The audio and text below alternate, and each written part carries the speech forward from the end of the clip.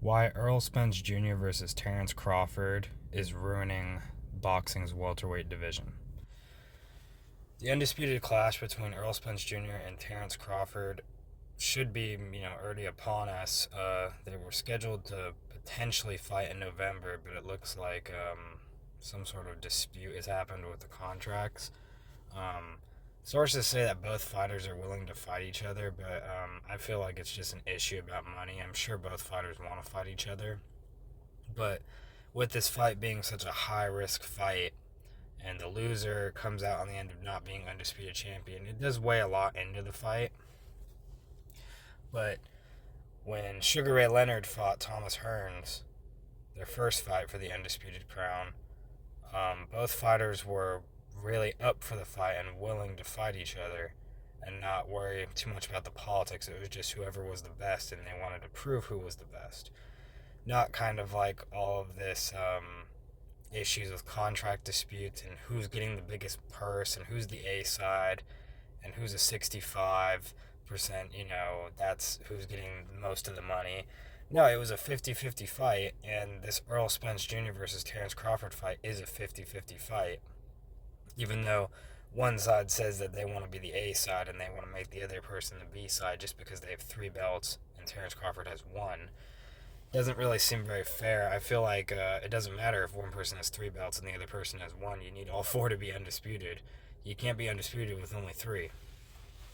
So I feel like this fight, it's just kind of ruining the welterweight division. It's put the whole division up on hold. No other welterweight fighters are able to progress in the division. Jaron Ennis can't make any, moves. Keith Thurman is essentially frozen out in the division. And Virgil Ortiz can't make any moves either. So it's a little bit strange right now, the welterweight division, and I feel like just the holdup with this fight is ruining that whole division. One of boxing's prestigious divisions too, which I think is crazy. So I just feel like both these fighters need to figure out and come to an agreement that both sides are going to get equal money, not, one side gets more than the other, because I feel like that's ridiculous. And I feel like that's what's holding up boxing lately. It just seems like one side has to be the A side, the other side has to be the B side. Why can't it just be both sides of the A side here?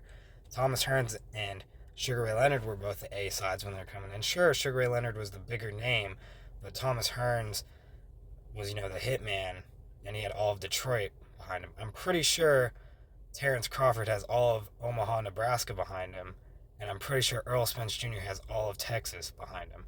So what more is there, to show that this is a 50-50 fight? I feel like it's just ridiculous that this fight has taken so long to, come about, and it's like we're barely in preliminary talks when this fight should have been made probably like 2 years ago.